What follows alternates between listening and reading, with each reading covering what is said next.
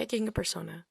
Yeah, I know I technically already have one. It's right there on my profile picture, but I think we can all agree when I say it's a little bland. It really sunk in recently when I got the interest of low poly 3D modeling. I checked out Blender, even watched little tutorials to get a basic understanding of what I'd be getting myself into. And once I was confident enough about my basic knowledge to start, I went for it with no references, which is a terrible idea already. Not having a reference while I was 3D modeling made me overthink every little thing I was doing and questioning if it was okay or just wrong in general. All that overthinking and stress over what was supposed to be a practice project was really demotivating. So I decided I needed a reference, I'd make one. And what's better than using your own OC or persona to do a little practice project like that? It's something you're supposed to be comfortable with. It's something you're gonna like, right? I was about to start making the reference sheet for the model, but when I pulled up the references of the actual character, I just stared at it a bit.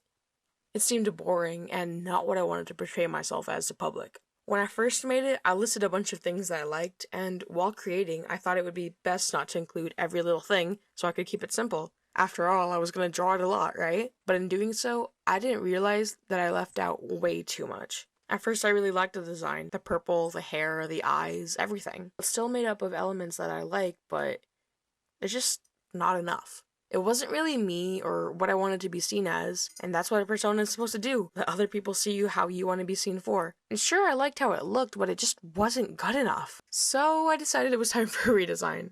After a bunch of identity crises and how to make a persona tutorials, I started with a list that I made from watching those videos. First up was a mood board. Now, I have literally never done this before. I've always thought that mood boards looked cool, but I was too scared to make my own in fear that I would somehow do it wrong, or it wouldn't be good enough, or it wouldn't match well. But I went for it, and it was surprisingly really helpful and pretty. I added the main things I liked, starting with purple, stars, and the sky. Then I, of course, added some cats, and then some pictures of the style and proportions that I wanted the art style to be in. I added something that was a mix of a low poly model and cats.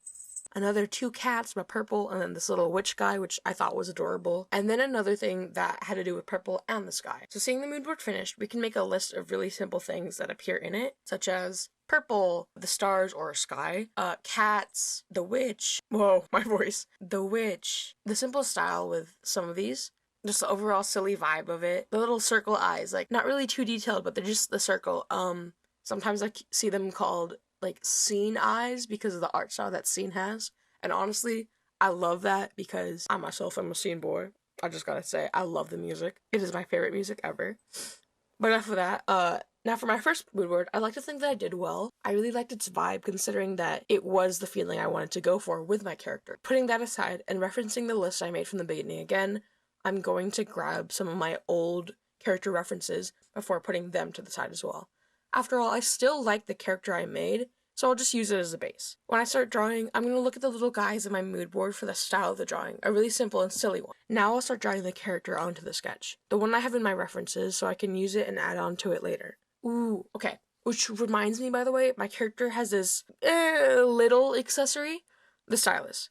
I guess it's like a weapon, but it could be anything. I just thought it was a nice touch, an accessory to show, yes, I in fact draw. Also, now we get to see me somehow struggle with hands, despite them just being circles. I don't even know.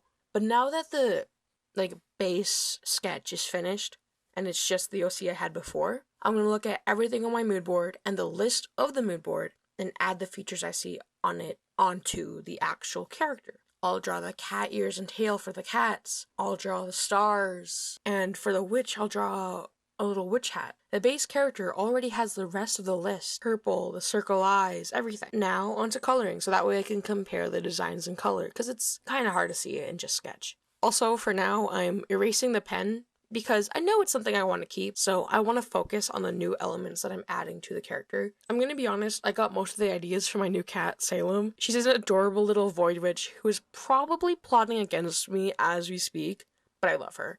Look at this amazing pic I got of her the first night I brought her home. She's amazing, and I plan to make a video dedicated to just drawing her one day. Hell, I even doodled the funny pic of her. Now that the doodle of the design is done, it's time we do an actual drawing of the new Sona. This way it's not just low effort detail, but an actual art piece where I can be a bit more specific about details I want to change around and keep. Though, unfortunately, I had to go out of the house the day I wanted to record it, so I drew it on the iPad.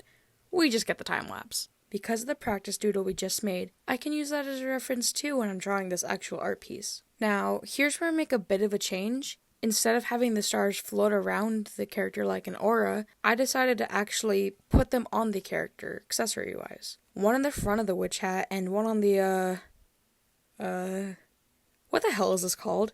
The tail of the hat? The cone thing? I look it up on Google and all it says is fold or cut. Wait, no, that's a freaking stencil. Never mind. Regardless, I changed up the design choice in the stars, but that's bound to happen. That's why I did a doodle first, and then a proper art piece.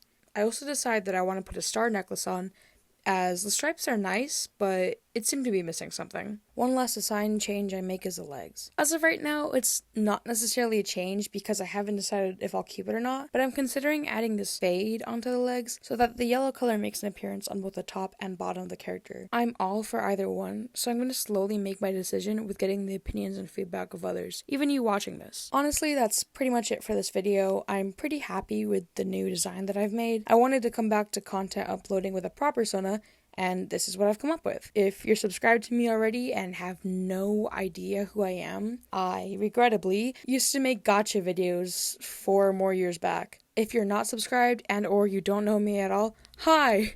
I'm Mozathy, better known as Moz. I don't know how consistent of an upload schedule I'll have, nor a streaming schedule, as I'm saving for a new microphone, because even this voiceover was done on my phone, but hey, I guess I'm back. I probably should have introduced myself in the beginning of the video, but I was really focused on getting through with it, and I kind of forgot that this would be my first upload back. I hope you enjoyed watching and have an amazing rest of your day. Thank you, Moz out.